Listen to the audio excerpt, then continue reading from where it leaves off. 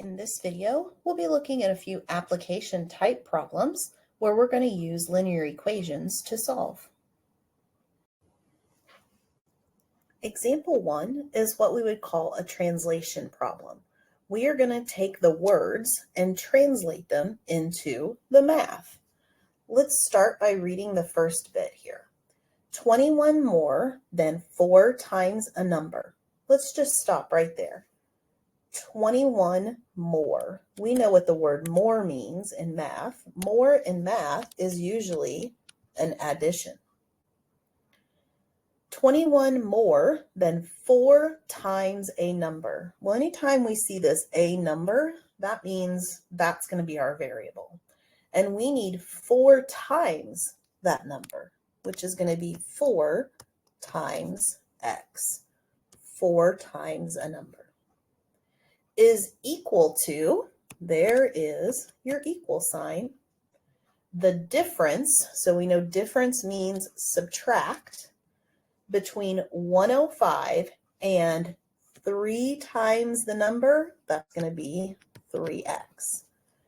So let's read this one more time and see if we can translate it into the math. 21 more than 4 times a number. So we're going to do 21 more than 4x. That's going to look like this. 4x plus 21. 21 more than 4 times a number is equal to, and now we're going to have the difference, which is a subtract, of 105 being subtracted with 3 times the number. There's our equation. Once we have our equation, we're going to follow our steps to solving equations by putting all the x's on one side and anything that's a constant on the other side. I'm going to start by moving this 3x. It's a minus 3x, so I'm going to add 3x to both sides. That's going to give me 7x plus 21 equals 105. And since I put all my x's on the left, all the constants or the things without x's need to go to the other side on the right. So I'm going to move the 21. It's a positive 21, so I'm going to subtract 21. These are going to cancel out and leave me with 7x equals 84. To solve for x now, we need to move the 7. It's being multiplied. So we're going to divide by 7. 7 divided by 7 is 1, or 1x now. And 84 divided by 7 is 12. So x, or our missing number, is 12. Let's look at number 2. The perimeter of a triangle is 43 meters. I'm going to stop right there. If I know I've got a triangle, I'm going to start by drawing some sort of triangle. I don't know much about it yet, but at least I've got a triangle. The perimeter is 43 meters. 2 sides are the same length. So if we know this side is x, then one of the other sides has to be the same, which is also x. It says that the third side is 5 less than double the other. So 5 less than double, or 2 times that. That means this other side is 2x minus 5. 5 less than double the other sides. Now remember, perimeter means the total distance around. So if you were going to walk around this triangle, how far have you walked? Well, along the bottom, we would walk 2x minus 5. Up the one side is going to be an x, and back down the other side is x. That's the total distance around that triangle, and we know that the perimeter is equal to 43. So this is all 3 sides added together is going to equal the total distance around the triangle, or the perimeter, of 43. Now, if we have like terms on the same side, like we do here, we can just put those together. So 2x plus 1x plus 1x is 4x.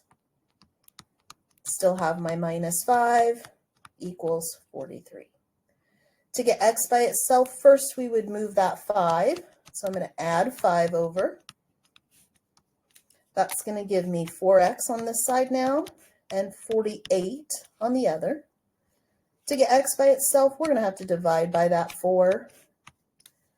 And my answer for x is 12. Now what we need to do is make sure we've actually answered the question here. We found x. The question is find the length of each side of the triangle. Well, one of the sides of the triangle is x, and we know that x is equal to 12. The other side is the same, x equals 12. The third side is 2x minus 5. So we need to find 2x minus 5.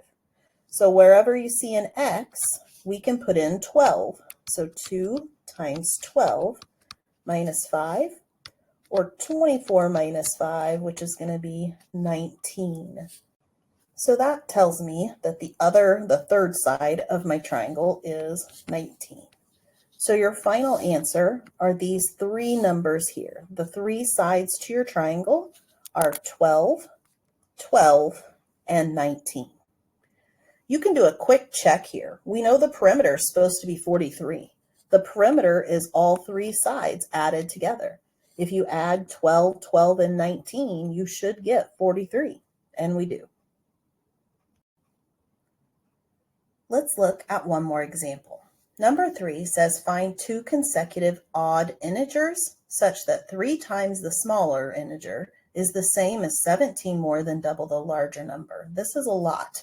Let's just look at the first little bit here. It says that we are looking for 2 consecutive odd integers. Let's talk about what that means. Consecutive means back-to-back numbers like 5, 6 or 12, 13.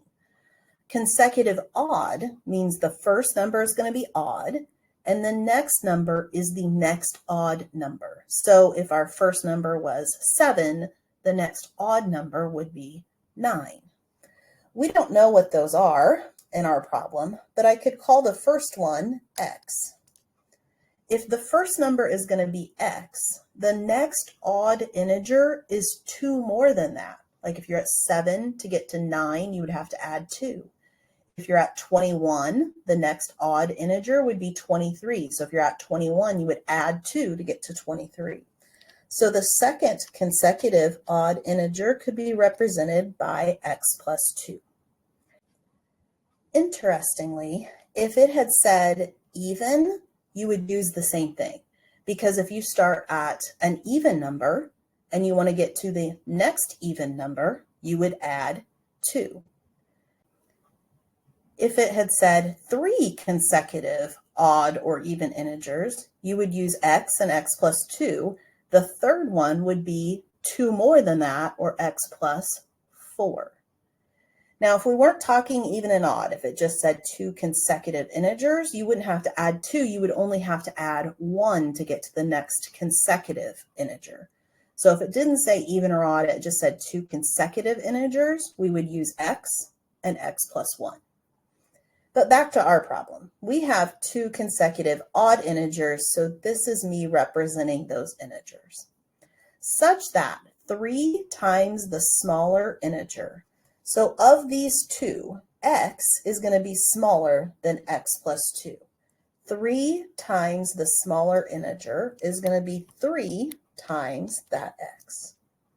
Is the same as, there's your equal sign, 17 more than double the larger number. X plus 2 is the larger number. And if we're going to double it, that means we've got to take 2 times the larger number, not just 2 times x, but the whole number. And we want 17 more than that, so we need to add 17. Once we have our equation set up, we're going to use the distributive property to get rid of those parentheses. This is going to be 2x plus 4 now, plus my 17. And I have some like terms that are on the same side, so we could put those together. 17 and 4 is going to be 21. Now our next job is to get all the x's on one side and all the constants or things without x's on the other side. Since 21 is my only constant that doesn't have an x and he's on the right, that means I want to take this x and bring him over to the other side. So we are going to minus this 2x over here so that all of our x's are together. 3x minus 2x is just 1x, and it's going to be equal to 21. We've been asked to find two consecutive odd integers. X is equal to 21, which means our other number, x plus 2, would be 21 plus 2, or 23.